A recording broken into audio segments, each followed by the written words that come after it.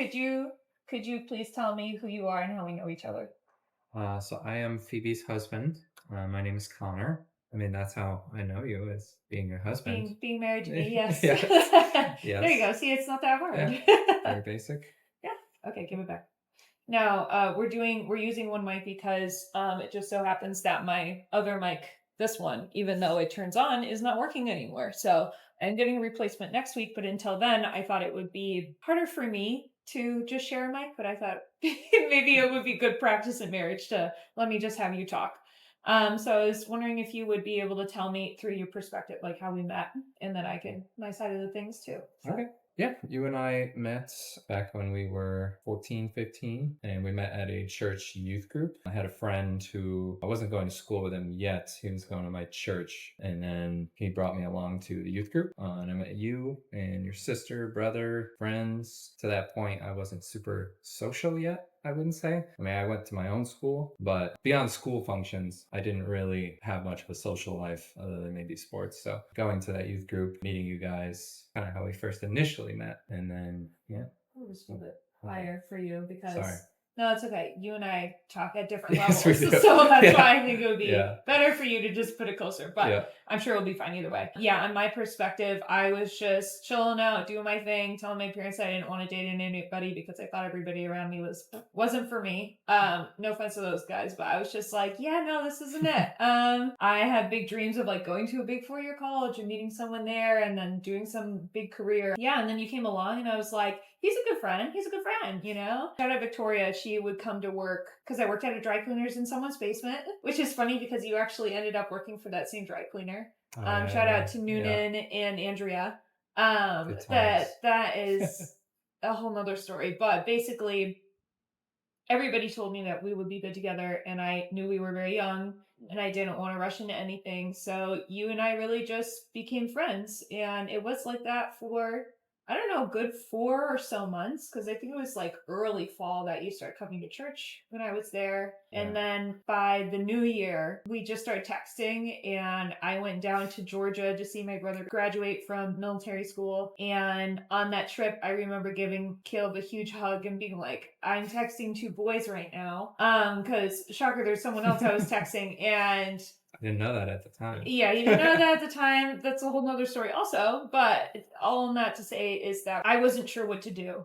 And I asked Caleb about it, and he's like, Connor sounds like a better option. And I was like, I know, I just feel like conflicted.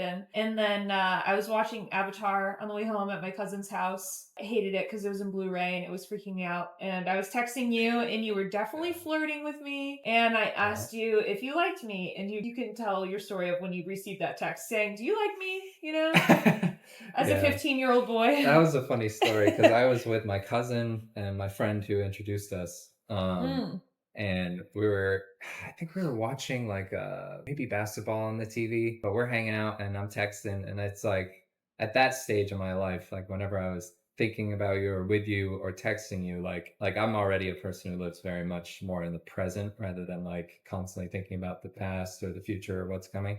But like in those moments, I would just be fixated, like hyper fixated on you or however it was. So you texted, do you like me? And I just like kind of froze up.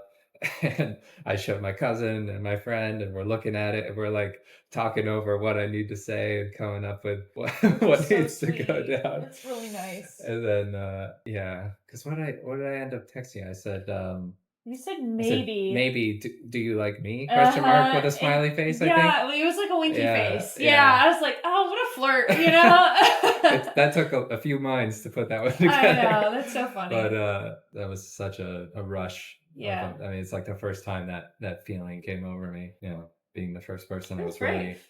It was brave. liking and talking to. Yeah. Yeah, it's a lot of moments like that for sure. Yeah. Yeah. Well, you know, what's interesting about that moment too is when you're 15 or when you're young and someone says they like you, and that was the first time I'd ever had a boy tell me outright that he thought I was cute or like liked me. I'd never gotten that before. And I know that's like, well, you were 15, but at that point too, when you know all these other kids that are going to schools, like some kids have their first boyfriend or like a boy that tells them they like them in like the second grade. And Yeah. I didn't have anybody. So I really thought that I was just like a late bloomer and it's whatever, it doesn't matter. And it really didn't matter to me at that point. And that felt good because I think by the time I met you, and it was pretty new, I have a lot of anxieties and there's a lot of parts of me that I'm not so confident about. But at the same time, like when you texted me that, I knew within myself that I'm like, if this worked out or it didn't, or even if you didn't like me, it doesn't matter because I am very, like, I feel very sound. And I think half of that was because it was you. Like, I have always felt very secure with you around. Yeah. But two, it's like, I felt secure because you were okay with me being secure as like a woman on my own. Because I've always been very hyper independent since I've known you. That wasn't always who I was. So that was kind of interesting to look back and be like, oh, that was actually a very confident thing of me to do, is feel like, do you like me? Like, that was pretty bold of me to Yeah. ask you, because you Yeah. were beating around the bush for a little while, but you'd be texting things like, I Yeah. miss you. And I was like, Yeah. oh, you missed me, Yeah. huh? Well, it was my first time talking to a girl, I so know. it wasn't loads of confidence, just spitting out game naturally. It took Yeah. some time, but Yeah. Spitting out game. That's not what we were doing. That's for sure. yeah. I was wondering if you could tell us what it was like for you dating in high school and what you remember about that for us. Because it's Mm. a really different experience starting to date someone seriously after high school, especially after college. Like, to Mhm. me, I can relate because now I am an adult, but in a sense, it's like, I don't know about you, but I hear about friends that are now in the dating pool again or going in it for the first time and everybody's on Hinge or like Tinder or something. I don't even begin to know what that's like. Yeah. But we do know something that a lot of people don't understand, which is having like a long lasting relationship through high school. So what was that Mhm. like for you? Well, I mean, I already touched a little bit on, well, we touched together on how kind of independent you were a little bit. Yeah. So, to a degree, I mean, we were 15 years old, then 16 in high school. I would say it wasn't what I would have expected based on seeing what everyone else's relationship was like. Everyone else was super, PDA and like, like you almost couldn't pull them off each other. That's always what it seemed like in high school, right? It's always what it Yeah, in a seemed lot like. of And it ways. seemed like no Yeah. matter what College school too. you went Yeah. to, like, because kids would be, separated, and then you get in school and maybe you're on a break or whatever, and it's like you didn't go to my school, right? So No, like that I was didn't way have that different. in Yeah. school time Yeah. that a lot of people had, but you would go to a lot of my sports games separate from high school. I mean, I'd just go over your house constantly. Yeah. Because I And had the then, friends and you had the yeah, school. yeah. Yeah. We started out me going to you constantly, Yeah. constantly, and then eventually you started coming over because I didn't have any friends over. You did, Yeah. but I didn't really have anyone come into my house too often. But no, I mean, I'd say a little bit more on what I touched on, where like whenever I was with you, like I could only focus on you. It seemed like it was just constantly running through my mind. So like I don't know. Yeah. That's Yeah. that That was a time of lot of life high school is. for me in terms of how we were dating. But yeah, that is something very, I think, noteworthy on our relationship is you have always been very independent. Even then, like you'd always go here, go there. Talking to people was never an issue, so it was never like I felt like I was bringing you around places per se. It was Yeah. definitely more the opposite, whereas like you were kind of bringing me to different areas, Yeah. doing things I hadn't really experienced Yeah. yet. Yeah, that's probably mainly what I remember. But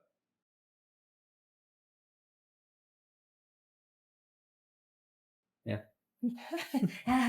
um, for me too, I like that you touched on that because, in my opinion, it's not that like I was so far ahead or you were so far ahead, but we had definitely different strengths. Like, I hadn't been to a school and I didn't have that like school kind of camaraderie with people, but Hmm. you did, and I really Yeah. loved that. So going to see you, and I never did sports, and you did every sport that you could, and that was just so out of my comfort zone. So it was fun getting to like see how that works. Part of my photography career was taking photos for your school. Hmm. Because again, very small school. I started taking photos for all the sports teams, and that was really fun for me because I got to get a lot closer.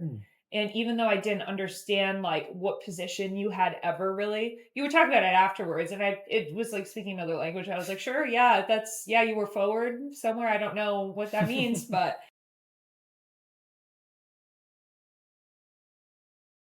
for me, it was like I got to introduce you to all my immediate friends, and you got to introduce me to all your immediate cousins, which I think actually we should talk about a little bit because that was a big part of at least a year and a half before they start moving away. Boo, Yeah. boo. For a little context, too, like I'm the youngest of 7 kids, so I have 3 older brothers and 3 older sisters, but I only had 2 of those siblings living at home, and that's my youngest brother, my youngest sister. I mean, you even you got one of your first jobs with my brother. And Yeah. it's kind of weird to think of so many things I've done has been specifically with your family without you there. And you've done a lot of things with family members of my Caleb specifically without me being there. So I'm the youngest of four brothers, but my cousin is my oldest brother's age, so about 9 years older than me. When I was in high school, my brother, when I first got into high school, he was already graduated, so they all were off at college, or Kyle was in the Marines. So I didn't have any of my family really around. Yeah. And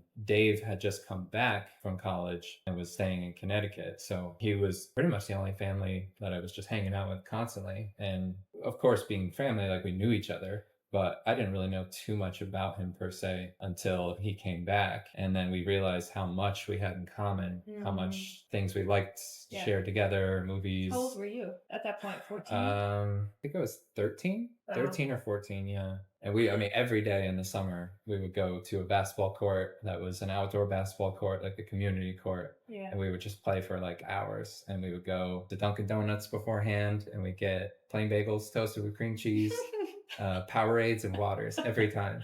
Hell And yeah. it was like a routine, and it was awesome. But yeah, we just realized how much we had in common, and then we would just think the same. Like we'd be saying the same phrases Yeah. together. Like, and it's crazy because like he's, especially at that age, like 14. Like I look up to him like an uncle almost. That's almost like Yeah. not quite, Not a but big older brother. it's a like, decent yeah. age gap when you're in high school or Yeah. just before high school. So it was just really cool to get to know him like that. And now we obviously still stay in touch with him and stuff. So, but I'd say we started hanging out more with my family kind of after high school, and then we would Yeah, like we that's had some actually true. vacations Yeah. together, like when we went up to either Vermont or New Hampshire. New Hampshire. And I had to leave early. Yeah. And you And I stayed there with stayed. my Yeah. family. Yeah. Yep. You were inducted into my family real early. Yeah. Like that kind of classic when the family thinks you found a good one. They're like, oh, we'll take her. So if you ever screw up, we'll keep her and Yeah. throw you out type thing.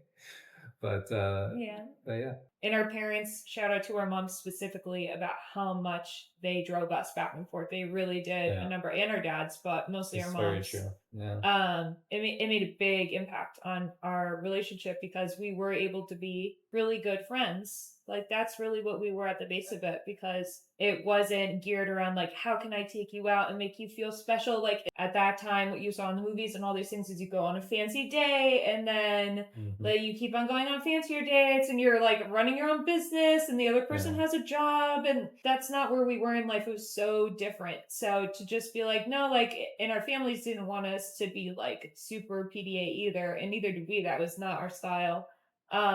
So it was really just like hanging out. And something I loved about you too is you're just so funny. Like something that we have in common that really makes a difference in how we live our lives now, even, is that being the youngest in a family, a bigger family, we know how to hang out with different generations and different age groups. David is a perfect example of that. Yeah. Of it doesn't matter that he was 9 years or so older than you. You guys got each other, and it was easy to be with one another. And I now, at this point in my life, I'm 28, and I have a lot of friends that in their mid 30s, and it makes me feel so just happy. And it doesn't seem odd or out of place. I went to a Zumba class the other day, and someone was like, isn't that where all old people go? And I was like, yeah. And I was like, because I don't think like that. I'm used to being around all these different age groups. So it's really cool because I can say to you, hey, I'm going to go see my friend who's like 72 at the park, and I'm going to go hang out with her an hour. And you're like, sounds good. That sounds absolutely normal to me, because you would do the same thing. So I think that's something that's really amazing because, there's just certain things I have grown up with you just talking like it's an everyday thing. But then you kind of mention it to someone outside of your group, and they're like, what? You do what? But it was just kind of like a cultural thing that you could understand about me. But a good memory, a favorite memory I have is just going to the pond that was by your house. So you had lived on a hill. In the back of that hill, before you get to the woods, there was this pond, and the person that maintained it did a pretty good job for a while. So there was like some fish in there. There was a dock that was wobbly, but it was like we would go and sit on there to kind of like soak in the sun. And then there was a diving board on the other side. and you had a birthday party soon into us dating, and Oh that was yeah. at the pond. And my brother Yeah. at that point had big trucks, so he brought the truck down and he put the lights on the What was pond the at name of night. that truck? Misfit, right? Yeah, Misfit. We It called had it two Misfit. huge like pipes coming up from the back, so you could Stacked so. hear it. It was so loud. That was always fun because it wasn't even just that party that we were at the pond. Like if your cousins came to visit, we would go to the pond. Mhm. As they started to have Yeah. kids, we would take them to the pond. You guys built a pontoon together and put it on the pond. Like we just did as much as possible down there, and you and I spent a lot of time there with people and alone. And I love the water; it's my favorite element, and I also love the Mm. woods. So I just remember like yeah, just so many good memories were made down there, and a lot of time could pass. And we brought a Mhm. lot of our friends too down there just to hang out. So that's a Right. good memory for me. Oh, how have I changed and how have I stayed the same? Well, you've definitely stayed the same in your independence. Great. I think that's great quality Hmm. for anybody. You're still silly and goofy. Hmm. We both are, which Hmm. is great. Well, you've obviously changed a decent amount in, what you core believe in, but at the same time, I feel like we've stayed true to the core of who we are. Mm. Even though we've Yeah. changed a lot, I think a lot of the core things are the same. I've gotten more beautiful Oh, that's really with every sweet. passing day. Stop.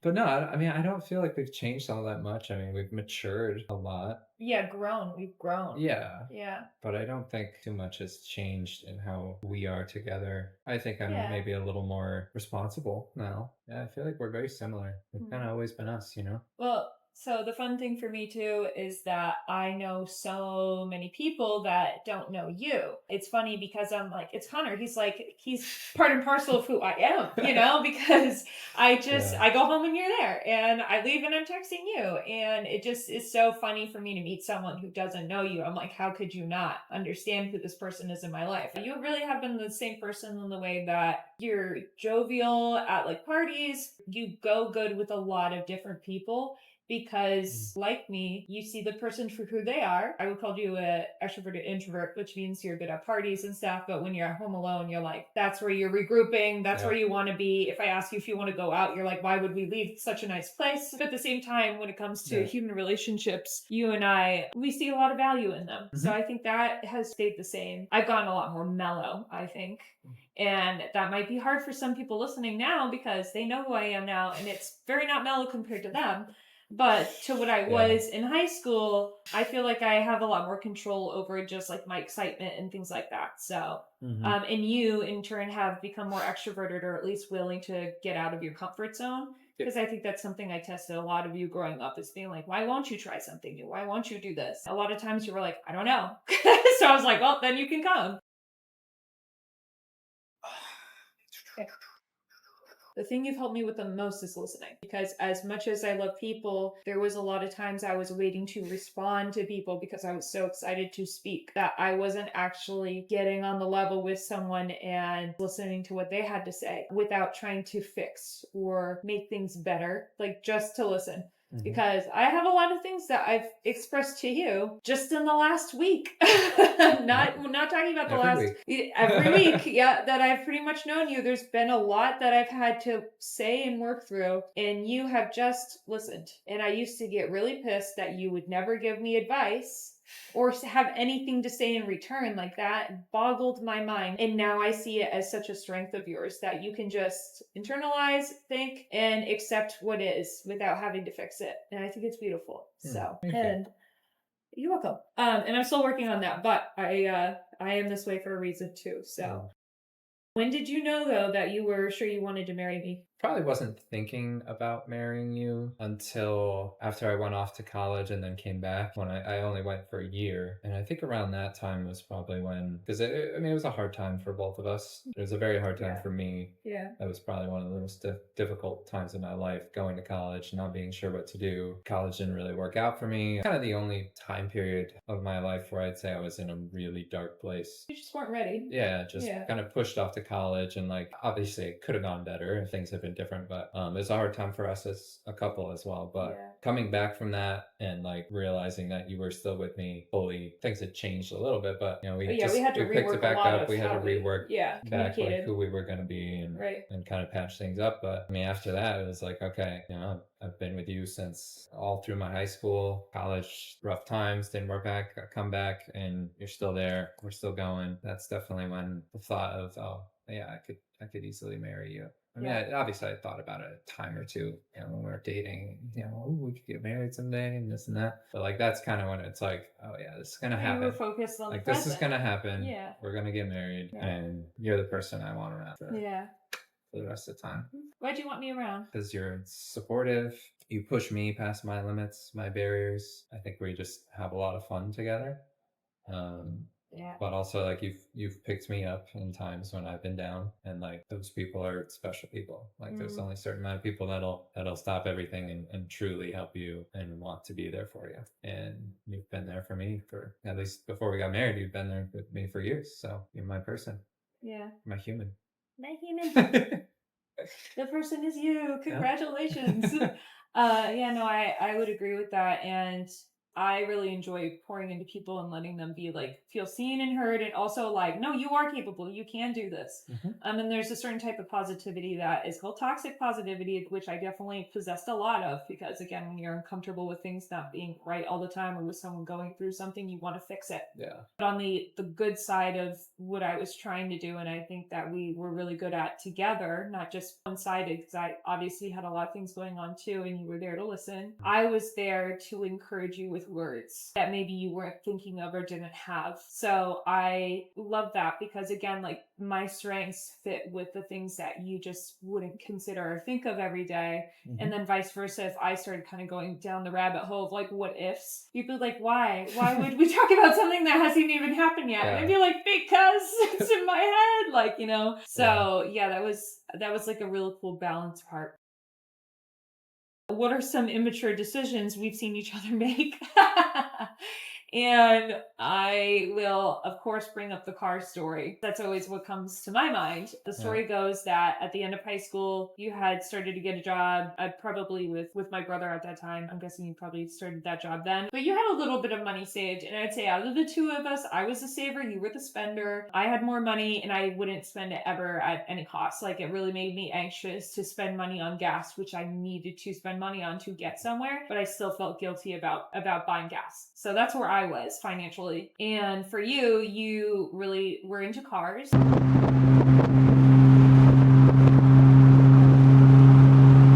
You started, you know, tinkering with them with friends in town. That's something I feel like too, in the small town we grew up in, that type of area, like that's one of the one things that like guys could do as like a hobby during the summer. And the thing with that too is like everybody needs a car, right? Yeah, you were getting into cars. My brother had a 350Z, still does have that 350Z, and you looked into Z's that were for sale. Where'd you find it, on Craigslist or where? Your brother bought his car, his 350Z. He bought it from a friend that he knew, or someone he met looking for the car. And then that guy also had a friend had the same car, the same 350Z. So those two friends, they would just do the same thing. They would buy the same car at the same time, and they both had the same car. And then one of them upgraded and sold Caleb his car. And then the other one was like, well, I'm going to do the same thing. So then he was selling the car, and I bought that one. Yeah, it didn't pan out very well. No. It was a mix of a lot of things, but that was probably the most immature thing I've done in my life. Probably just jumping straight into a really expensive thing, not being ready for it, not knowing how any of it worked. I mean, I went into like a credit union. They told me I was approved for $12,000 to buy the car. That's how much they give me. I'm like, great. So I go to the guy, I look at the car, and I had got quoted for insurance too, and it was astronomical. It was like $400+, which at that time in Connecticut was like outrageous amount to be paying. Yeah. Like I think now we probably pay like $250 for 2 cars, something like that. And that's in Florida where it's already expensive, and that's today with like 8 years inflation on top of that.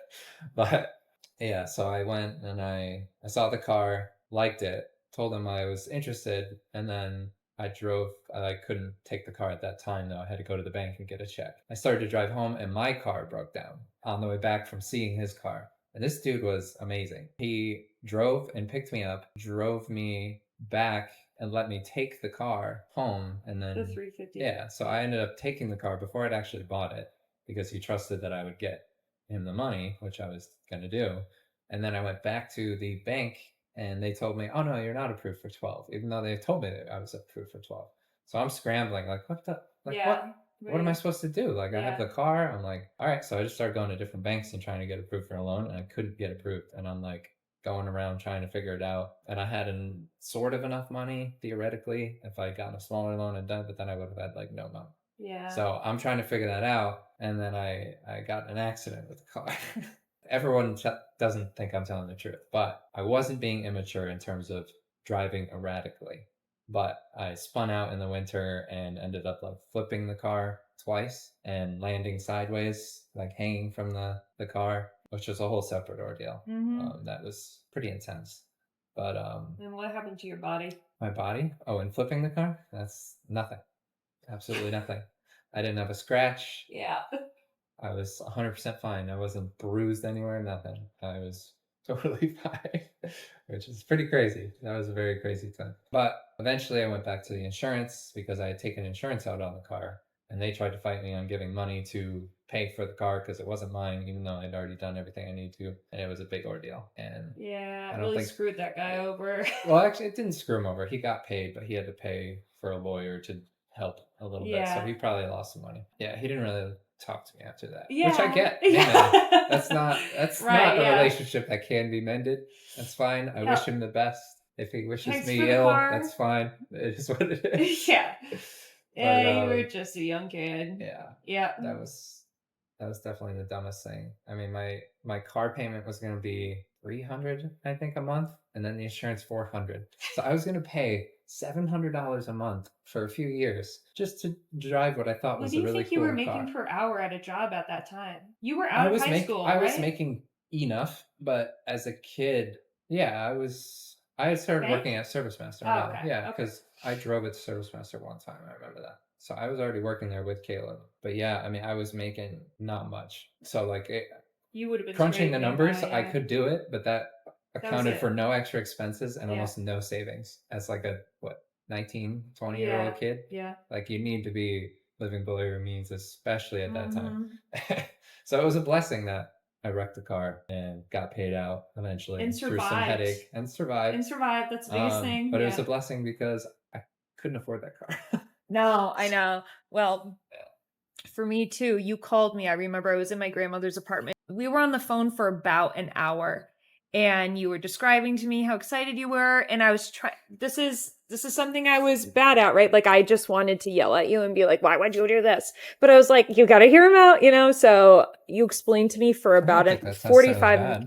No, I know, but I was really trying to like be understanding of where you were coming from. And then too, especially when it comes to finances, when you're dating and you're not married and you're that young. And two, by the way, you're a boy who loves cars that go fast and you're like, this is the good decision. Like, I only had so much pull and I felt like one with college, I didn't want you to go because I knew it would be financially a lot.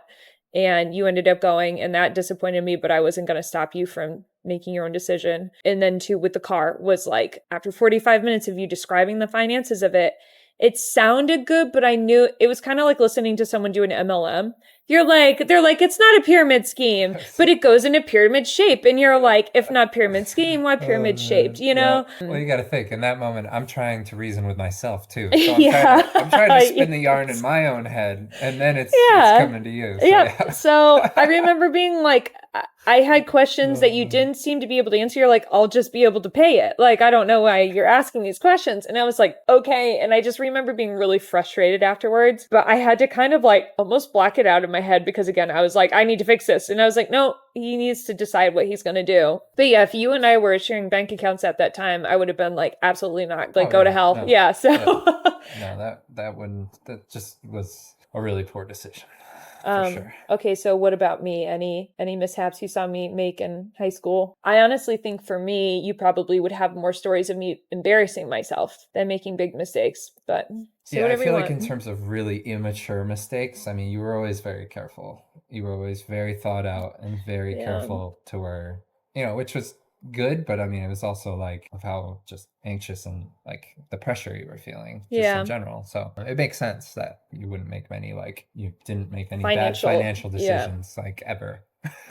I could Yeah. confidently say you didn't ever make a bad financial decision when we were dating at all. Like My those, my the big ones were like $100 to $200 at most. which And isn't a bad yeah, financial no, I know. decision. I know. Yeah, Yeah, so yeah. So well, I know, but embarrassed just or like immaturity you or whatever. accidentally hurt someone or something like that. Like I would it's not do something that I would though. highlight, you know, You want like to talk about how I used to hit you? yeah. That Talk about immaturity. yeah, That's I mean, immature. Like, yeah, I guess so. Yeah, yeah, you used to like always like punch me or something, like it's slap me that. really Yeah, hard, like stop it or this or that. And like it didn't hurt me like, oh, you I'm just didn't like it. feeling it for I just Yeah, didn't like it. Like it just it I was a didn't like boundary, and I when you would wasn't hit listening. or Yeah, like slap me really hard just because I was like, why is she doing that? Like why it's is like that funny? why are we doing this, you know? Yeah, It's like I don't do that to you. no, you didn't. So yeah, it took you a little bit to get trained out of that. I eventually would Yeah, just be like, Phoebe, I just don't like getting hit. Can yeah, you just not hit me? And you're like, I guess. yeah. Oh my God. But Yeah. yeah, no, that took a little bit. There's definitely things I used to do looking back and I'm like, that's embarrassing. I wish I had stopped. But yeah, that was just a boundary things. You were very good at boundaries and I was like, what is a boundary? I don't know. So that was something that you also taught me about, which I was thankful for. Because we've been together, we've definitely taken a couple trips together. So I thought we could talk about some trips we've taken because even though at this point of time, I don't think I've even mentioned this, by the way, this is our anniversary today. So we've been married for 6 years. And at this point, we have been a couple for almost 13 and a half. So it's been 13 and a half days and like 6 days after that 6 month period. So yeah, going close to 14 years together. So that's more than half of or about half of our lives, really. What was the question? I don't remember. Oh, trips we've taken. So I think that one of the first longer trips we took together was going to North Carolina to see your brother because we were in a car together. I remember we were in your parents' car, which was not comfortable to drive down to North Carolina from No. Connecticut and I was in between you and your brother, and both of you fell asleep within the first 50 minutes, and I Probably was like so with uncomfortable. our arms up with Yeah, body odor and yeah, and Chris is not the most comforting person to be around. And he was like slowly sleeping on me. I was like, oh my God, I don't even want to touch him. Like, I'm nervous. And then you're sleeping on me in a weird way. So then my shoulder's hurting on one side. And yeah, that was pretty uncomfortable. So that's the first trip we took.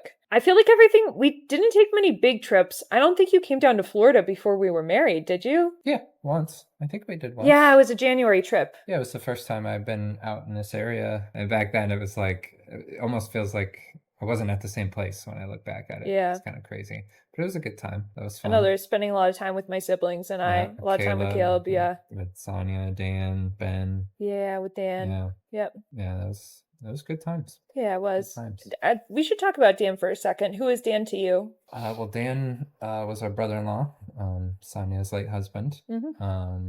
And Dan to me was just a like solid, consistent dude. I mean, and he was super driven. I mean, Yeah. one of the most driven people I've met in reality. Like, especially at that age. yeah, yeah. And you know, when I first met Dan was over Skype when him and Sonia would Skype all the time. So Yeah. like he was always just the guy behind the screen. And he was cool. You know, I was like, what's up? You know? And Yeah. he was reciprocally nice to me. But then when he came over here and we hung out a bunch, like he was one of the people that like loved people. Like that was his thing. So like anyone he was with, he would just like really try to invest in them. So you could feel it. Like you can feel when a person is like They care about there you. and cares about Yeah. everyone. And They're like listening really to what you're doing. engaged. Yeah. And those are like the people that, you know, really bring like everyone to life. I mean, reality, like when you're in a group and you know, there's big lulls in the group where everyone's down and like, like those are the people that you put them in that group and it's like everyone elevates, you know? Yeah. So, but yeah, I mean, we went to Rhode Island with him. Mm-hmm. Did we go to that's right. Newport A lot of our too? trips were with him too. That's Newport true. as well. Yeah. And we would always get burgers everywhere we went. Me and Dan would Was a just get pact. burgers.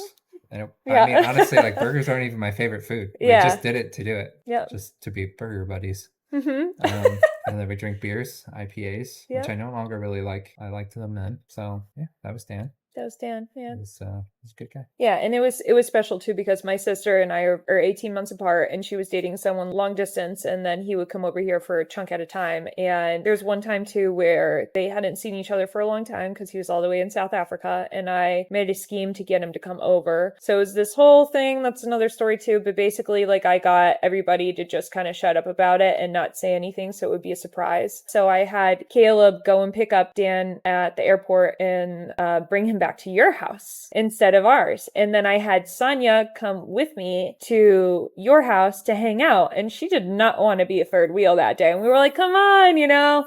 And eventually we did get her over there, and she got to see Dan as a surprise, and it was really great. Dan was he's also a very creative person, so he and I really bonded with that. And that's another thing that I think just is another small example where it's like, I was good friends with my sister's boyfriend, and you were good friends with my sister's boyfriend, and you were good friends with my sister. And I never felt uncomfortable at all, us four being together. Or Daniel and I would spend a lot of time alone together, just like at the dinner table working on different stuff while Sonia was like upstairs working on her thing or in the other room or even in the same room.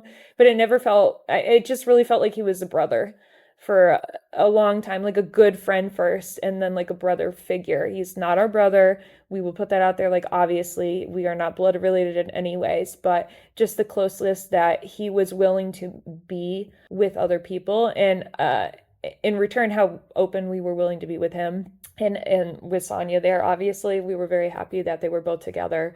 It's just cool. I don't know, especially in high school, you're like, yeah, my friend lives overseas, you know, like that's always like some clout you would have. But it really was true because people like would be like, who is this guy? Because then everybody started like becoming friends on Facebook with him, and we would all just talk to him. So it felt like he was part of our weeks and stuff. And like you would talk to any of our friends, and after he passed, like you find out that he was texting people all the time from that young age to up to the year that he passed. Like, he was invested in people. So he brought that out of others, and I just really respected it because it made me feel good too that you guys were close friends, because I respected him and loved him, and you loved him too. So it would just felt like every stage where I would either meet someone new, we would be able to integrate those people into our lives, and which actually to me brings up our other friends that we have that we're very close to now. So I don't have this written down, but I would really like to talk about Theo Conrad and Karina. So best friends. Yeah. So could we talk about our three amigos we're close with? You want to talk about how you met that group and how I was not involved for a while. So yeah. So Theo, Conrad, and Karina. So I met Theo first after I got back from college. I went back to my banking job, which I had done just before I went to college, but I was only doing part-time. So I came back and I went back to work full-time as a bank teller.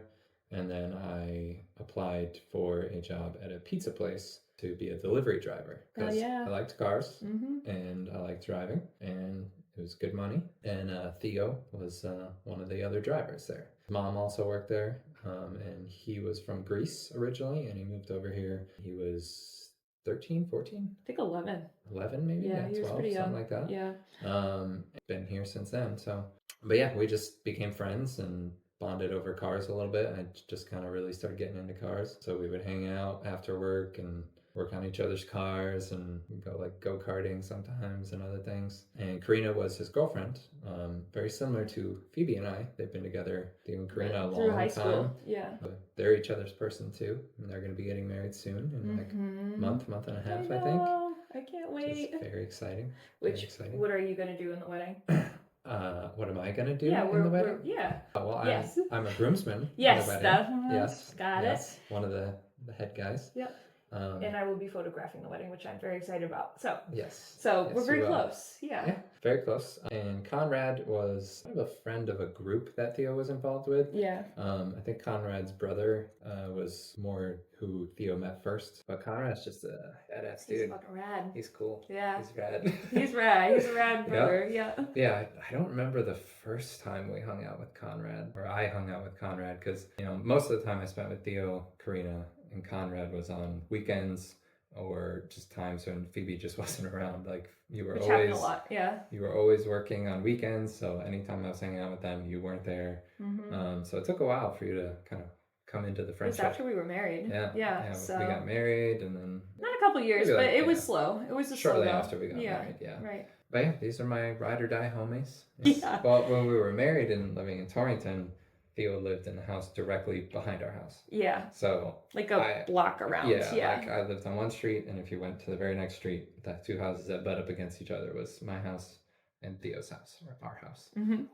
It was yours first. It was mine first. That's right.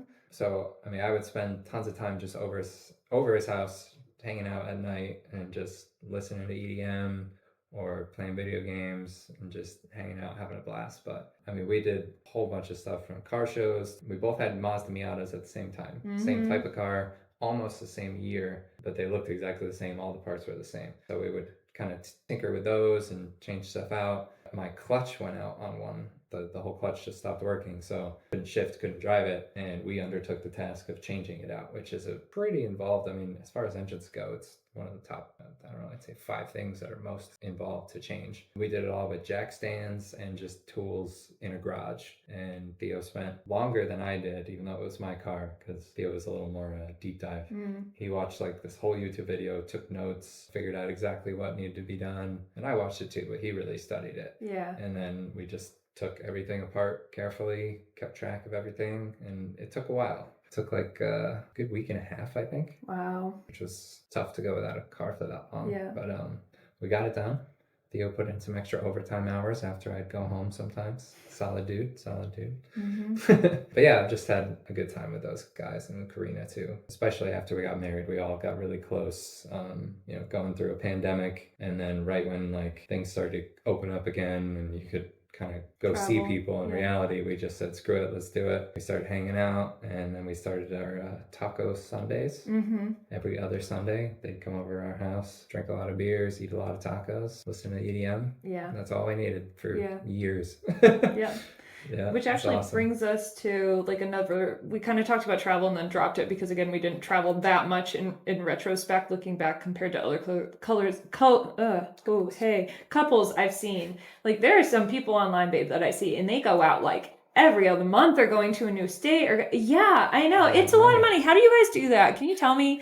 Send that our way. Because especially in New England, like there was a lot of couples, which you could do it cheaply, but we literally have been very, I've been cheap this whole time, but we've been not with finances for a while. But anyways, we were so young. There's a lot of people in New England that will like take a trip up to Vermont or Maine or something because it's really not that long of a drive. But we just really stayed in town. And but one trip we did take was after the pandemic started to simmer down and we could travel. Theo had not been back to Greece in a long time, and Karina had never been to Greece with him. And especially when you get down in the dumps during the pandemic, and I think most of us were still having to work, it was getting really dire. Theo, unfortunately, like had a loved one that was going through stuff, so he was just not doing so hot. And we were like, you know what, screw it, we're going to start seeing each other. That will become our bubble. And sorry, people that thought that was bad. Like I was just like, it doesn't matter because being alone was going to make us go crazy. So we decided during the pandemic that if things started to lighten up, we would be dedicated no matter how much it costs to go to Greece together. And we did that. And Theo proposed to Karina and I took some of those photos too, which was really cool. I learned a lot about myself and how much freedom I need to feel sane because I would have loved my own car looking back. But will continue to say this, even though it wasn't a perfect trip for me, because what trip is, we were with people that make you feel like wherever you are, it is a good and relaxing time. And you don't find that with everybody. And it's crazy because it's not like we were just trying to travel with one extra person. There was 5 people all together. So each person was dealing with 4 different personalities. And I'd say out of all of us, Theo and I probably clash the most. But it's so funny because we really don't. Like, if you look at us in general, you would never say that, but it's just because he can get overstimulated and I can be very overstimulating. And, so that makes you clash a little bit, but it was so funny. There was one time where he was like, can you just stop? He said to me.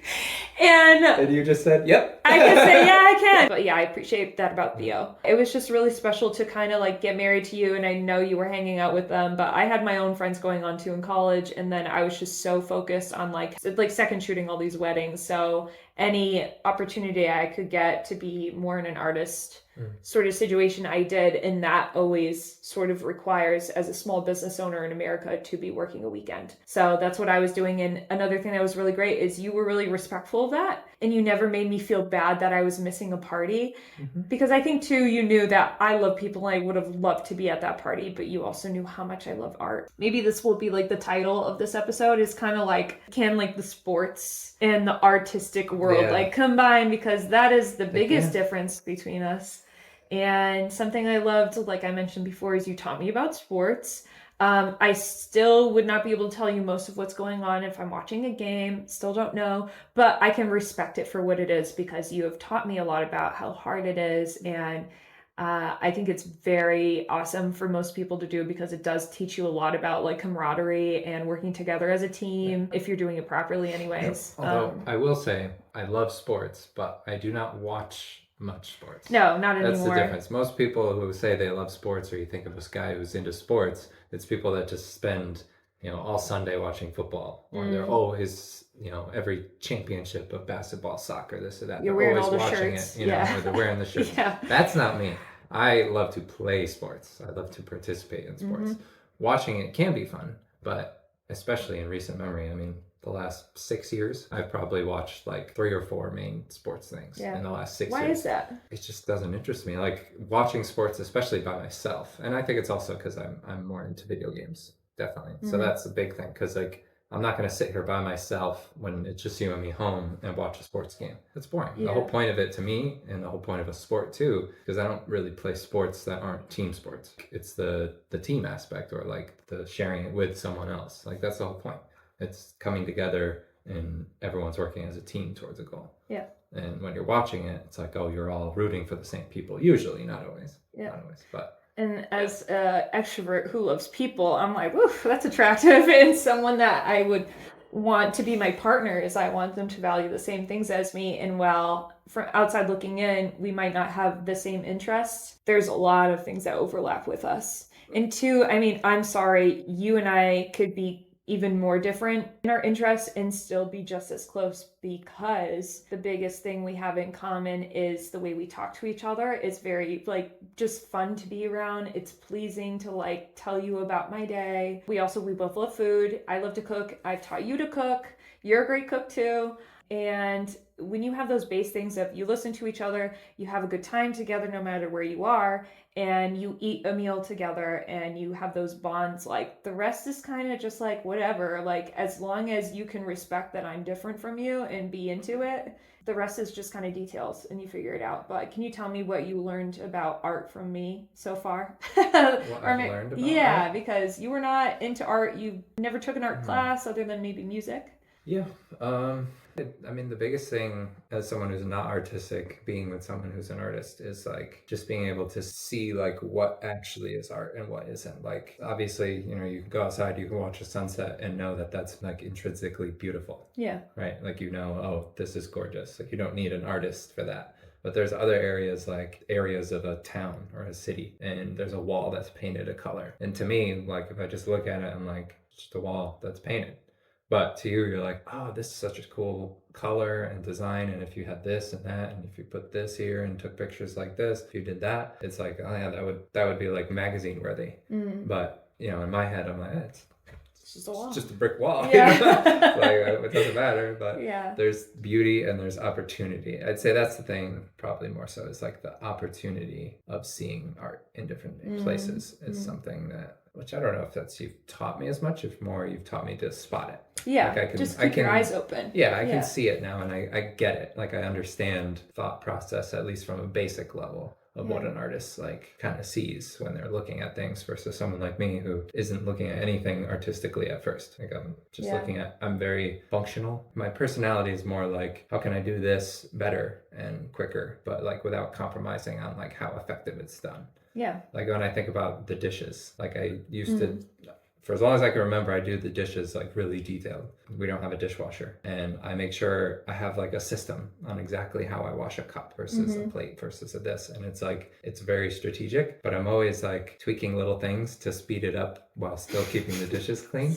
Like that's my brain. That's like how I operate. So it's the same at work. Like one of my coworkers used to call me the best stacker of materials when I was just stacking material instead of project managing. He'd be like, "Oh, you're the best. You just have this vision and you start working on it, and then we always do it quick too. It's always quick." And it's like that's just how I work. It's like trying to be quick but trying to do it right. And it's like, how do you balance those two, and then how do you improve on both? Yeah. Like that's my personality. Yeah.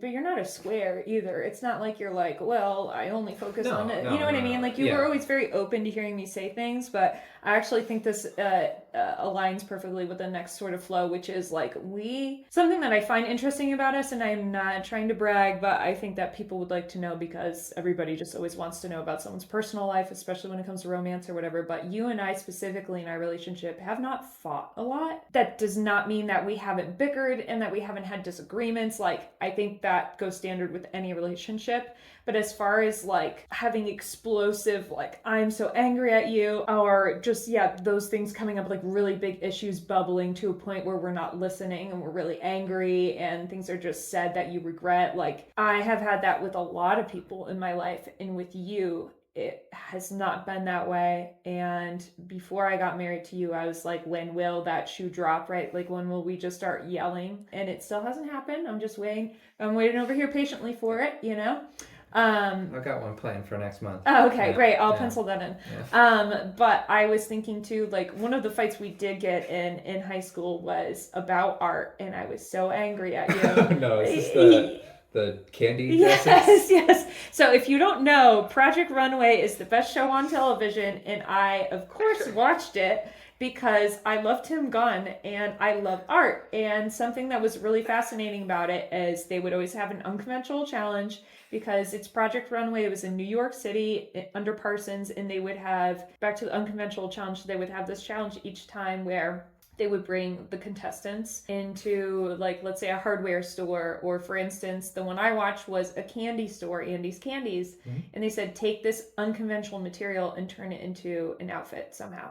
So I watched as this man was making all these like very feminine, rosy sort of outfits throughout the series, and he made this dress, this cocktail dress that was completely made of rock candy that he smashed, and he turned it into a rose design, and it looked like legitimately stained glass you would see in like a Catholic church. It was beautiful. And it really like transformed, and everybody was so impressed by it. Like he won that episode. I thought it was so cool. Like it made me think about it for weeks on end. And I sent you a picture of it, and I was like, oh my gosh, I just watched this episode of this thing. Look at this dress. Is this not amazing? And what did you respond with? I don't remember. Pretty sure I said something along the lines of like, I don't think I did. Maybe I said that was stupid, or like, I said something I said something stupid. I know that. I said something really dumb, just like I don't get it. Like, it's not cool. Which is so like not like me. I know. I don't even know why I said that. That was a thing too. But I don't know. It was very mean. It was mean. I said that. It was mean. And the vibe I got, I don't remember exactly what you texted either. I probably saved some screenshots of it though, knowing me. I was probably like, I can't forget this. But I just remember the vibe was kind of, ew, gross. That's weird. Like it was, I don't get it, so it's dumb. And I remember just walking in to the text, because I didn't call you or anything. We were just text fighting. And I was just like, how could you say that? You spent all this time. Like, I remember being specifically pointing at you and saying, do you think you could do that? Like, because if you think it's so easier, right, or so dumb, like, then obviously you could just pull it off, because it's just not that impressive. And I was just so fired up about that. I was like, you need to appreciate what people do as artists, like, and you didn't do that after that. So I don't know what I was It doesn't I was matter. thinking. I wasn't thinking it. I was just like that. Yeah, you were just like, I I was don't know just what that being I was is. an asshole that day for no reason, you know? Well, yeah. Yeah, that's not how I feel. No. I guess how I felt at that moment when I Yeah. was, what, 16? Yeah, well, talk about the immaturity thing about being, a Yeah. teenager who's dating a teenager. That is just kind of par for the course. How would you say we fight? What do you think is a good way of fighting? With us, fighting is a strong term. It doesn't mean that we don't disagree and that we don't get frustrated at each other, but what would you say we do when issues come up? Well, I'm much more careful. Not all the time, but yeah, obviously, talking about dresses that are made of candy, I'm not very careful with what I say. Mm-hmm. But most of the time, when there's tension between us, and the air in a conversation gets heavy, Yeah, it changes. I Yeah. get a little quieter and I get more careful and I listen and I reflect. Maybe to a bad degree at sometimes, where I It's sometimes just, don't say yeah, you're anything at just trying all. to be And safe. I don't know. There's been some things we fought about, and I've kind of just stayed very quiet, and you kind of vent everything out. And sometimes I'll, speak my perspective, but a lot of times I've waited and just thought it over and stayed very quiet, sometimes till the next day. I think the biggest thing with fighting and kind of getting past it that we've a good job with, maybe not right away, but over time when there's an issue, is just acknowledging the other person's side of it and like Mm. reflecting on it from that point. Because I mean, there's been times where we've been arguing about an issue, and the reason I reflect is because initially my brain is fighting it, right? So it's like, no, I don't agree. I don't agree. To me, it's like replaying the scenario over and over until you potentially feel a different outcome. That's how I kind of think about it in my While we're head. fighting or So after? Like, are you talking about a private after, time where usually you're just after, thinking about yeah. it? Yeah, okay. Yeah, and like, oh, I disagree, and you want to change something we're doing, and I disagree, but I don't really communicate that super strongly at first. I Yeah. think about it because I Mm, feel like a lot of us resist so quickly. We just yeah. immediately put up a wall. But like, I let myself internally kind of tire that wall. At a certain point, I can think about it more from your side, and most of the time, I'd say I've usually gotten to see your side, and then we talk about it, and then like, oh, I never thought about it like this. I understand why you Mm, think this way, and then yeah. you usually acknowledge the same. But I mean, everybody's different how they process a lot. Some Well, people, their first thing is start screaming. yeah. It's not me. No, That no, ain't it's me. not you. So That's definitely more me. And obviously, what you grow up with is what you're used to. I'm interested to see what you think of how I deal with it because you live a lot more in the present. I'm thinking about the future all the time. I'm thinking about our past a lot, and I'm thinking about how things are going now. And there will be a lot of times in our relationship, I think that something is like just kind of standard or what has to happen. And then I realize I'm unhappy with it. And I'm like, well, why am I unhappy with it? So then I start thinking about it and I'm like, oh, this is actually not fair. Or I could do this better. Or I feel like this is something that we could change. Just even like, again, washing dishes, something like that. Like there might be a system where I'm like, this bothers me about how you wash a dish, but I haven't said anything about it and now I'm getting resentful because you're doing this thing that really like maybe puts me behind in work or something the next day. You've been known to leave some dishes out and not finish them, and that would piss me off because I'm like, if you're gonna do the dishes, do all of them. And instead of me just coming in the room and being like, you don't work hard, you're not doing enough, like I realize that that's like innately what I want to start with, right? So you're saying like you're kind of wearing yourself down and saying, no, that's not like the way it has to always be. In my mind, before I come to you, because it is usually me coming to you and bringing up an issue that's just the way it is, I have to first stop myself from being mean because I'm like thinking from my point of view, being like, well, he's inconveniencing me and it's on purpose and it's personal. It's like, no, it's not. I have to acknowledge what is he doing that I really appreciate. I'm like, well, he does the dishes. And I love that about him. And I'm not angry with him. I just wish he did this part too, because this frustrates me and there's a reason behind it. So I will come to you and say, hey, this is frustrating me. I appreciate the work you do. I am not angry at you, but I just realized that because you don't do X, Y, and Z also, it really hinders me in this way. And it makes me feel like you're not thinking of me. So I kind of boil it down to like, why is yeah, it hurting me instead of making it personal about like, it's a failure of you, or if it's a failure of me, it's not. It's just something where I think we could be more empathetic towards each other. And another thing I think we do really well is we're on the same side. I don't want to win everything and I don't want you to win everything. I want us both to have an outcome that works for both of us because that's what's better for both of us. And there's definitely been plenty of times where I was very adamant that we do something like maybe minute, I would say like a small thing. that you're like, it doesn't matter. And in those moments, there's a lot of times where instantly I'm like, no, but it does. I've now gotten to a point, I think, where I do pretty well at like thinking about it for even just a split second and saying,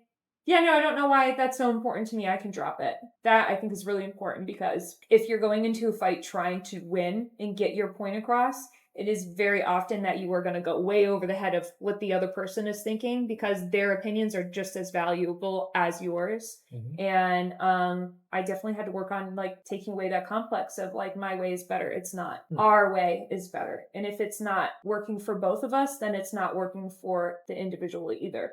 And yeah, a lot of it is just systems. Like, I like to keep a very clean house. I was raised that way. You're very chillax about what we have in our home. Everything that's in here is pretty much chosen by me. At the same time, I do like to know what your opinion is. So you might not have an opinion, which a lot of times you don't, which is like fine with me. But I make it a point to ask you, is it okay if I get this piece? Are you cool with this? 10 times out of 10, you're pretty much like, yeah, or 9 times out of 10. And then the time that you're not, I'm like, yeah, I know, I see your point. Yeah, I should probably wait to like buy this big freaking piece of art or whatever. But yeah, do you have anything else to add? Wow, amazing. Not to Yeah, that. I don't know. I hope that's helpful to someone, because I don't know how anybody else's relationships has worked, and I can't speak to anything else because you're all I've known. I know a lot of people would like feel really antsy being with one person for that long at those pivotal times of life. But it's also kind of like, again, when you're a hyper independent person, it's not like I was just hanging out with you and we weren't friends with anybody else. Like, we made it a point to still have individual friends. You made very good relationships at work wherever you were working, and so did I. And you've just let me go and do my thing, and I've let you stay and do your thing. I think has been it's true. Why? I've let you stay. I let you stay. No, okay, well, I think this is something that maybe a lot of other couples don't don't quite get, because I've definitely had this from a couple people be like, you go out by yourself all the time, like or I've also heard like he goes out by himself and you don't go, like, when do you get to have fun? And I'm like, I make my own fun. I don't need him. Yeah. And that can sound really kind of like, well, that's mean. Why don't you want to hang out with your spouse? Like, that's weird. And it's not that. It's just that I think that you are a full person on your own. You deserve to have your own friends, especially for men. Men need their own guy friends. Men need friends. And I want, at any point that you have an opportunity to be with friends, I want you to invest in that, because a lot of, like, my dad, your dad, a lot of other dads we know from our friends, like, they just didn't have those deep bonds at that age of their life, which is just, because of kids and stuff. But anyways, I just want to make sure that you are fulfilled in your free time, and that I'm not forcing you into something that you don't want to do, because there's plenty of events that I go to that are not your jam. And some of them aren't even my jam, but I'm just willing to go and try different things and do that stuff. And I find my own enjoyment by meeting new people. And there's a lot of times where you're working all day, you've been around people all day, and you're like, I just want my time alone. And I'm like, you know what? I get it. So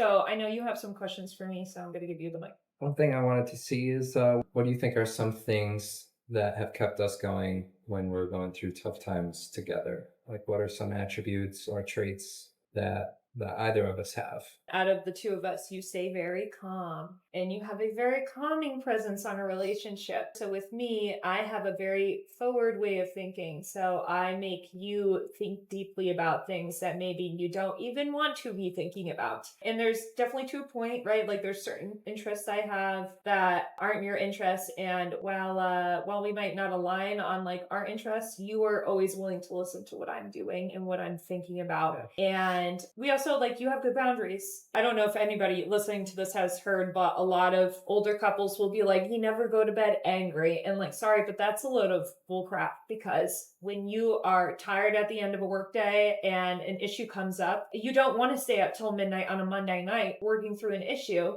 that you're both feeling kind of like worked up about. And it hasn't happened for us, because again, we don't fight that much, but there has been a couple of times where I've told you in bed, saying goodnight, being like, I'm upset with you. And you're like, what? Or you're like, still? And I'm like, yes, I'm upset. And I was like, but I still love you, and I'm glad you were next to me, and I want you to stay there. And we can talk about it when I'm ready. We have had some pretty big issues, and I think something that surprised you in one specific instance where we got in a fight, I left the house, you didn't know where I was going, and when I came back home, you weren't home. And I was like, where are you? I texted you right away. I was like, where are you?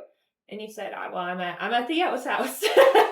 You're like, you want me to come back home? And I said, of course, like you're going to sleep here tonight. And you're like, you want me to come home? I thought you were angry with me. I was like, well, of course I'm angry with you, but you're my husband and I married you. I want you to be with me. Mm-hmm. That can be a really weird thing to balance. Like two things could be true at once, right? Like I can be angry with you and then so in love. And also, if I want to fight with anyone, I want to fight with you. And I want to argue with you, or at least I want to talk about hard things with you, which I think is really what we do. We talk about hard things.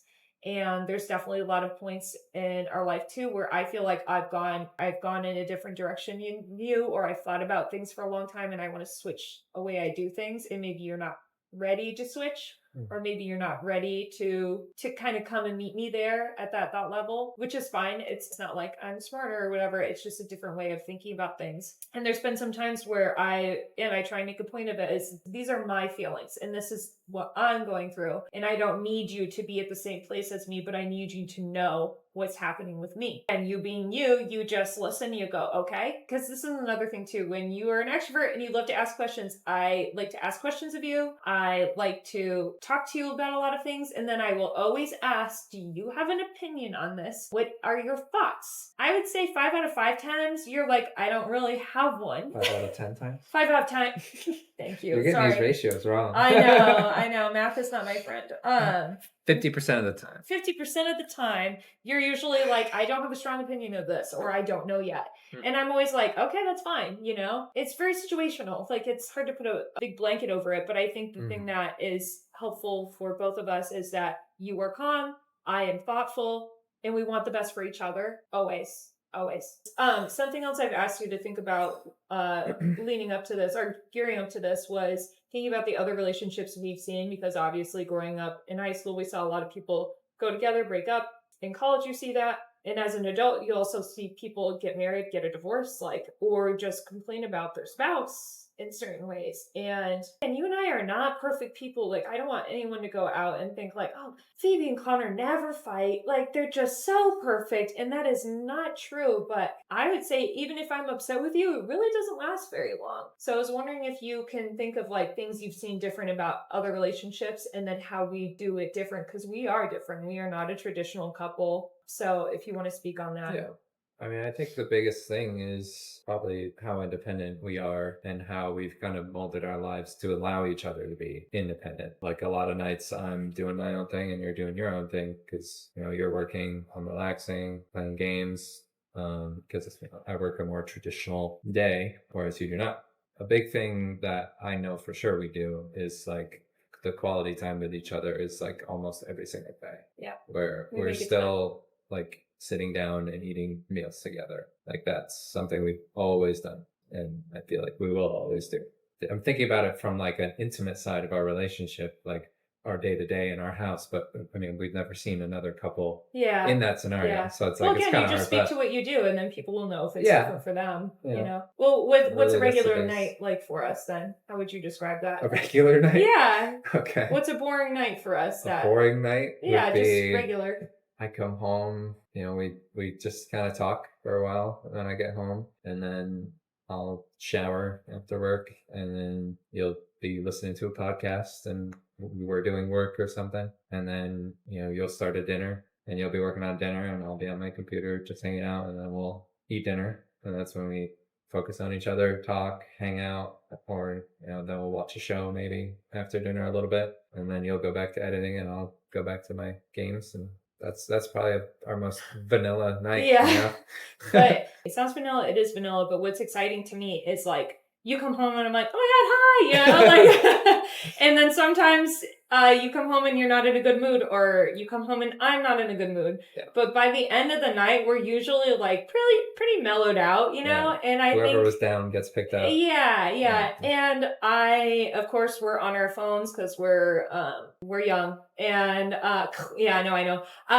But there are some, like, if I see funny video, I'm always sending it to you, and I like to show and watch it with you because I find it funny. And something I think is very thoughtful of both of us is I will try really hard to either show you something that if it's not your style, I need to make sure it is like something I find so funny so you can at least understand. Or I try and find things that I know like tickle your funny bone, because I think that's another thing is we laugh a lot together. Things are just funny. Like you were laughing at me just talking about something. And I think another thing that I find really important for us is we're both very self-aware. And I want to be more self-aware as I grow, because that's something that I've had to grow into. And I think we've gotten both pretty good at that. So we can laugh about ourselves. It's not a big deal if we make a mistake. Also, too, like a lot of things that couples would fight about, we just laugh about. Like, especially if you like forget to start the laundry, like, and put it in the dryer and now our clothes smell. Like, I just start laughing. I'm like, did you forget about this last night? Because you were doing that, right? And you said you were doing it and you're like, yeah, well, I did say I was going to do it, but I forgot. And I was like, you know, because again, it's not like a perpetual issue that we're going through, that it's like a lack of care. It's just part of life that happens sometimes. Like people fuck up and people forget. And sometimes we say things that are like not the smartest or not the nicest or whatever. But I think just the acknowledgement of like, did you mean to do that? You know, it's not in a judgmental way towards someone not doing something the way you would or not doing something perfect. It's more of just a curiosity and kind of like, this is funny that you would make this simple mistake because we know you are capable of more, sort of thing. And not just you, me too. I think it's just funny. Life is just funny with you. It's hilarious. And it should be. A lot of things in my world are very serious and are very meaningful. That doesn't mean life's not funny and joyous and you can't be playful, which I don't think you mentioned on that vanilla night of you going and playing on the computer. I am coming and interrupting your computer time all the time. I'm like, hey, you know, and I'm like, I'm dancing around you, you know, I'm like going up to your ear and you're moving your headphone set and I just go, boo, you know, and you like scream or whatever. And I keep things interesting and so do you know, and sometimes you get in a giggly mood, which is just fun. Because another thing about an introvert is, guess what? They're not introverted all the time. If they like their people, they will open up to them. It might be in a different way, but you have a personality that's very weird and silly also. Less so than me, I would say. If you ask a general audience, they would probably find me weirder. But a little more composed. You do? Yeah. But I also like to entertain people, and you are entertained by me, which it makes me feel good. Yeah. I mean, I like to entertain people in like a general sense, like having people over the house. That's something we both really like to do. But yeah, we're good at. You're very good more at of a jester of sorts at times. A little clown gesture. I dance for the people, dancing around. Yeah. Like those old statues. Yeah, I would do that. I feel no shame. So where do you see us in 10 years? Where would you like to see us be? Or where do you see yourself, I guess, is more of the thought. Yeah, that's a tough one. I don't know. I mean, what would you like? What would I like to see? Yeah, I mean, I could see us being, I mean, you never know where you're going to be, but I could see us potentially maybe being somewhere else other than Florida. Not that I necessarily want to, or, I mean, I'm kind of the person who feels like I could live pretty much anywhere and be happy and be fine. Yeah, it's just, there's a lot of unknowns. I mean, my job right now, I don't think I'll be doing it forever. And then for you, I mean, this YouTube channel, photography, I could see one of those is probably going to take over. I think well before 10 years, but where we're going to be in 10 years, who knows? It's hard to say. I mean, where I'd want to be is being able to travel a lot. Definitely. Like, that's pretty much the only thing I want now, other than what I have. I mean, I don't have much, but I just want to be able to travel. Like, that's a big thing we'd like to do, without a doubt. So hopefully in 10 years, you know, half the year at least, we're moving around, traveling around Europe, anywhere. Well, I've talked to you about this a lot too, and like something we've made a point is to like get a mattress in our extra room that's an office, and we turn that into a bedroom when someone comes to visit. And when I DM people, I mean it, like, come and visit whenever you want. There is a certain inconvenience, right, with having someone come to visit, because you have to set up, like, you're working with different personalities in your life, and there's a lot of people that we know. I think too, it's more of like a maybe American culture where it's like, no, your home is your sanctuary. That's where you spend a lot of your time. And you don't really want to invite other people into that or like inconvenience yourself, I'd say, with others. And we are willing to say that's not actually a big deal. We see the value in investing in other people. And my mind is, especially with the travels, I would love to travel with other friends too. Or I would like to travel to go see these friends in these other places that we've made. So to me, it's like, in 10 years, whether we're traveling outside of the country or in, like, I want it to be revolved around, like, hey, we haven't seen this friend in, like, 3 months, and they got something, like, a party going on this weekend. Like, let's go and fly up and see them. Like, to me, that sounds like a life very well lived. Even if it was just that. Yep. And we've talked about, like, like, okay, what are some sites you've always wanted to see? And obviously, we both have a little bit of a bucket list, but to me, if I don't see those scenes, but I have those times with those friends and you get to be there specifically, because there's a lot of things that, even with travel, there's a lot of trips I've taken separately, and so have you, which is fine. That's just a stage of life. But I would like in the 10 years to get more of that quality time with you. And that has to do with why I'm working my ass off right now, doing something that's not making a ton of money, because I know if it could work out, that I get a lot more creative freedom with what I do, and I get to choose when I work. And that way I can schedule myself more around spending time with you, which is the ultimate goal always. This cool guy, I want to get to know more, you know? There's always more to learn. Yeah. I was wondering if you could tell me why you think I'll be good at YouTube and why you're supportive of so many decisions I've made over years. Because another thing that I think is different with us is because we've been together so long, I've seen you have several careers. I've seen you not fit with a career, not know a direction you're going to go in, which is very hard for dudes. And for me, I've always had a direction, but a lot of those directions maybe haven't worked out, or I've doubted myself a lot. And now I'm endeavoring where by the time this video comes out, I'm going to have 2 YouTube channels. One of them is going to be politically invested, and the other one is very artistic invested. And that's even what we're doing right now. Like, this is a lot to ask of someone, like to invite them into a private part of our lives. And you are willing to do that. So can you tell me why you're comfortable with me being so extroverted online? Because that's a lot for people. For the longest time, I feel like we've always known together that you thrive around people. Yeah. Like, just no question about it. That's always been the case. I mean, like, we've seen times where you're feeling sick or you're just down for the count almost, but then like the opportunity, or you have to go spend time with someone, or you have to go work, but that work is surrounded by people that you do want to be around, but you feel like crap, and you just autopilot, like get right on it, boom, even though you felt like crap, like it doesn't matter. Yeah. Like those are the key kind of things that stand out to me as to why you'd be geared for this and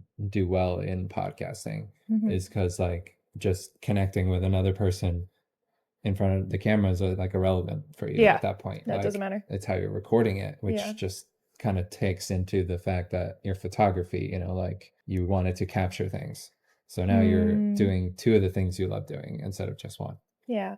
Which is being around people, being able to talk and connect with people and talk about deep issues, or just talk in general, which is a thing you love to do. Yeah.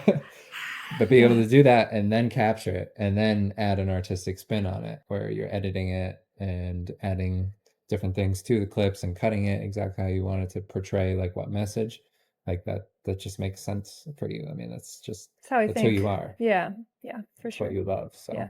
Are you okay you're being more of a public figure online? That's a big with thing. you being, or with me? Me, well, just in general, right? Like, Yeah, what are you comfortable with, I guess, and how are you okay with the way I talk about it? Because there's a lot of people that are not comfortable being online, and that's fine. yeah, What do you say to that? Yeah, it involves me to a point. I mean, I'm gonna be online from this, but I wouldn't say I'd want to be like in your videos constantly. Like I wouldn't want to necessarily be like a co-host with you of like a podcast, because that's just not like my. Yeah. Have I asked you to do that? No. No. And you wouldn't, probably, because you know that. No, unless I saw that you had an interest, I would. Yeah. But to a degree, like how famous or popular or how far this could go, like can't really answer on that. No, I can't either. Yeah. Like for now, yeah, I'm totally comfortable with being here and doing this with you. And then, I mean, the way you do the podcast, it doesn't really feel like, at least to me, like it's not something like, oh, in the spotlight. It's more like I get to watch you captured. I don't know, it's just something cool to watch. Like, especially in our day and age and with who we are, like watching podcasts is a very common thing for people, and like seeing people online. So I don't feel like a reservation, like, oh no, like what if millions of people see you online? It's like, and I'm not going in there telling all details about my life. Like, that's not the intention. There's plenty of ways to be a public figure that's within a boundary of what I'm comfortable talking with. And 2, I will say that, like, if there is something that comes up that I'm like, I don't know about this, I always ask you about it first. I don't ever want to talk about you without, I mean, I did post a video the other day with you in it, and I didn't tell you, and you didn't realize you were in the video. But I did post it. I know you were definitely like, I wasn't aware you were putting me on blast. And I was like, what? I thought you knew. And, but in that moment, like, you could tell you were kind of like, you were truly taken back. Like, I did not know I was a part of this. And I said, do you Well, I want me to just take didn't it know I was down? being recorded in that Yeah. moment. It's weird not knowing you're being recorded. Like Yeah. I when you're should have just thought about that. experiencing life and just hanging out at your house, and then you look and see something of you, and you're like, wait, what? Like, Oh, yeah, yeah. like you feel like you're being watched, you know? Right. Yeah. But but no, I mean, it's not that big of a Yeah. deal. It wasn't anything Right. serious or Yeah. major. Well, too, I think you can look on my page and realize that I have posted about you, but I think in the over 12 years, pretty much I've been doing this. It's been very few times I've mentioned you, and that's on purpose. It's not because I'm not proud of you or I don't love you. It is because I have seen statistics that show that the more you put out things with your couple, with your personal relationship and share so much of that online with each other, there's usually more issues behind the scenes because those needs aren't being met personally. You're trying to publicly throw it on each other because you want to make them feel special. But it's like, I don't even need someone to know I'm married, really. I just want you to know that I care about you in our personal life every day. I want you to feel seen and heard. I don't need to put you online because I know that that's not important to either of us. You can be personal and you can be very open online, but that doesn't mean you have to be open about everything, right? Like there are certain things that I'm willing to talk about for days. When it comes to you and I, this is something I'm comfortable doing because it's you and I together talking about it. And we've agreed that this is something we are both okay with doing. But if there was ever anything that involved you without you being there specifically too, I would always ask for your approval because it's your life, it's not mine. Yeah, and I appreciate you being open at this because this is a big ask and you have been very open. And I give a lot of credit to you because especially as someone who maybe doesn't want to live that life and has very different interests than me, you respect my passion for things and you're comfortable just seeing me go, and that's pretty cool. So but anyways, what's your one question for me you had left? The last question. Yes. It's kind of more of a gimmicky joke question, if that's all right. Yeah. Uh, so how long do you think you could last on a regular, like daily routine without showering? Like Oh, you not long. Not long. So I guess it could be one of two ways. It could be either your daily life normally and you're just not Yeah. showering, Uh-huh. or like you're stranded somewhere and you have to not shower for as long as you can. How long could you last if the option was there? Yeah, I guess it's a defined shower, right? If I was on a deserted island and there's only salt water around me and I'm No, sweating my there's butt off, like, somewhere there's a freshwater stream with soap on ooh, the side, oh my but you're gosh. just like if you do it, like you lose. Like Oh, it's like a challenge oh almost. God. If I was out in the woods, I could last a lot longer because it's like I'm only like, the only one there. I would get used to my stank, real easy, I think. And then the thing is though, is I even if I wasn't using a soap bar, if I was just living out in the woods naturally, I would want to just be swimming because I love the water. So I feel like that those parts would just naturally make me a little bit like squeakier clean. But if I was day to day in Florida at this present time, it is August. Like So 2 days. yeah, yeah, 2 days because I also hate going to bed like sweaty and smelling that on my sheet like blech, bleh, no, I don't want to do it. But yeah, I wouldn't say I'm a neat freak in the sense that like I need everything to be no, I do. The thing though is the reason why I like to have things clean is I get very visually distracted. So if stuff is all over the place, it's really hard for me to focus.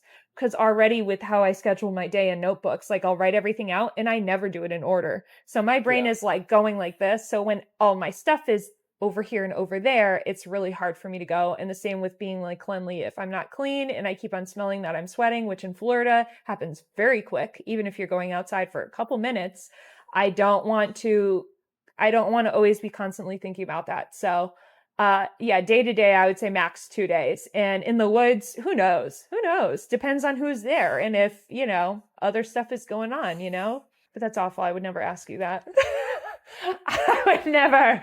Okay, I have a question for you. You love the outdoors. You would love to like live off the land for a good month, let's say, or a good week to go out in the woods. Week. Would you Yeah. rather try and survive in the tundra or would you try or like Alaska somewhere cold Okay. or would you rather try and survive in let's say the woods somewhere in New England? Do you have a preference? Like at this time? Um, Well, if it's like for sporting, like I'm planning to go out there for a week, I would say Alaska just because I'd want to do something more like a little more hardcore, so to Mhm. speak. But if I was like stranded, New England because it's a lot easier to Yeah. survive. Well, that's weird But because you said the other week that you would like you're like, "I would go up to Alaska and try and well, survive." if it's Yeah. Florida, if it's Oh, between Florida Alaska completely. and Florida, Okay. Alaska all day. Yeah, Because like I there's agree. things that you get benefits being in a colder climate that you don't have to worry about. Like things don't spoil from just the sun and the heat. Like trying to live out here stranded in the middle of Florida would be No the bueno. worst thing in the No world to bueno. me. Like Yeah. terrible. No, I mean that's a tough one between New England type woods or between Alaska. I'd say I'd probably prefer Alaska just to experience it. But Mm. yeah, I mean, I'd What want do it to be you calculated and what do you like planned out. about the outdoors and like living off the land and stuff? Because you like to camp like with nothing and to like make stuff out of Yeah. nothing. Like, why go so hardcore? I think it's just the simple like just the idea of being able to be out there and you only have two goals for the day. Like you have two goals, and that is eat enough, like survive, like physically survive. So eat and drink and keep yourself like warm. And that is the only two things that you really have to worry about at a core of surviving. That's it. If you do those things, you will survive. I mean, obviously there could be some wildlife issues and stuff like that, but just this like the simplicity of it and like there's no one bothering you, there's no one texting you, there's no one. If you look at the screen, there's that little red record. Is the number going up? Yes. Okay, then that's good. Come over. Come on. Hoo-hoo. Okay.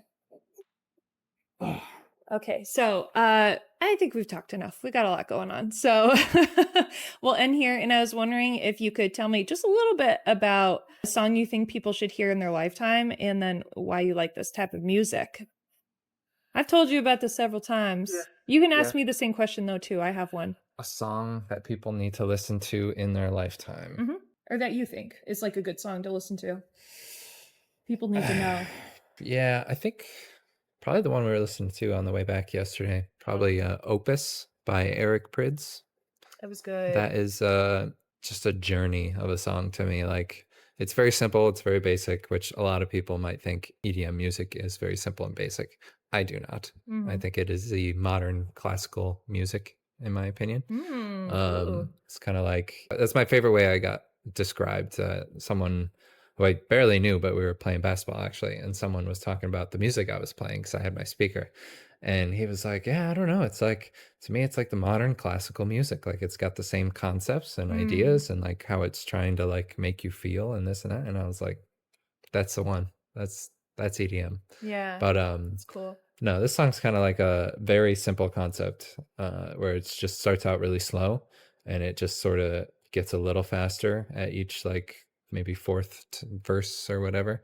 It gets a little faster and then like another note gets added into it. So it's just like a slow build to like a high point and then it slowly comes down at the end too. But it's just it's an awesome song. And like if you sit there and just listen to it, at least for me and like I know Theo, my friend Theo thinks the same way that it's almost very emotional song. But yeah, EDM is a huge part of my life. Not so much just the, party aspect of it. Although I do love that. I love Oh, it's festivals. fun I being in a love group. concerts, Yeah. EDM stuff. Yeah, it's just it's a big part of me. That's for Yeah. sure. So you think everybody should listen to that song specifically? Yeah, Yeah. I think so. Very cool. I think it's a good one. And I think it's a type of song you just need to like slow down, not be doing it's not like, oh, while I'm doing the dishes or something or while I'm driving even. Sometimes if it's like a late night drive maybe where Yeah. there's not much going on, but it's like a really listen to the music type song, and just feel it, Yeah. in my opinion. So, That's me. and what about you? Huh? What about you? What song should people listen to? Is a very impactful song or whatever it may be. Yeah. Okay. So I always have something for each season. I make a lot of playlists for myself. I love all types of music. This is why I ask everybody on the podcast this question because I think it tells a little bit about the person. And for me, something that's really been amazing this year is there's an artist named Kevin Morbley, I believe. And he has this song that's called This Is a Photograph. And I love it because I have been listening to a lot of songs that are trying to motivate me right now because there's a lot of like deep work I'm trying to do. And that can be hard because Photographers, like a lot of what they do is editing. And when you're doing editing, like you can listen to a show or other stuff and you can kind of multitask. But when it comes to like writing and coming up with concepts and doing all this other deep work, I can't listen to a show. I don't like shows in the background. So music is a great thing for me. And because I am an extrovert, I love loud noises and I grew up with the radio all the time. So I like having songs that are talking in the background while I'm even writing, which I know is like crazy, but this is a photograph is amazing to listen to if you're doing deep work and you like that type of listening to music while you do deep work, or if you're in the car and you want to really take in the words. It moves fast paced. It's kind of indie, but it's not. I like that the genre is kind of non-specific and it talks about how important photographs are and like how they affect the rest of our lives. So I definitely think it's also like fucking cool. It's a cool song. And I just think it like makes you go like, yeah, yeah, which to me is, although you don't like listening to a lot of other types of music, it's just EDM. Like I get it. Cause you're like, yeah, like it just makes you in a better mood. So yeah, that would be my music. So, and I don't think I answered what I see us doing in the next 10 years. I think I did. But the biggest thing that's important to me is just coming up with another crazy idea and getting to tell you about it. Like, I would like that to stay the same for the rest of our lives. I really would. I think that would be really, really cool if I was able to share my life with you and you continue to share your life with me. You do sports and I'm like, what was going on with sports today? Tell me all about it. Like it's fun. It's fun to be a part of someone else's life. So sharing is in our future, I think. But I appreciate it. Happy anniversary. I know. Happy anniversary to us. Okay. I love you. I love you too. We're done. That's it. That was 2 hours.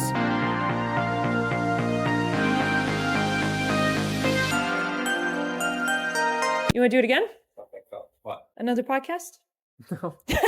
I know.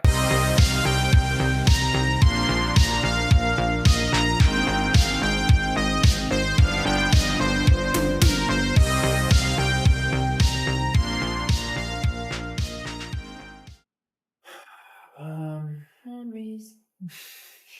Memories. I can also ask you. Wait, you and I fishing?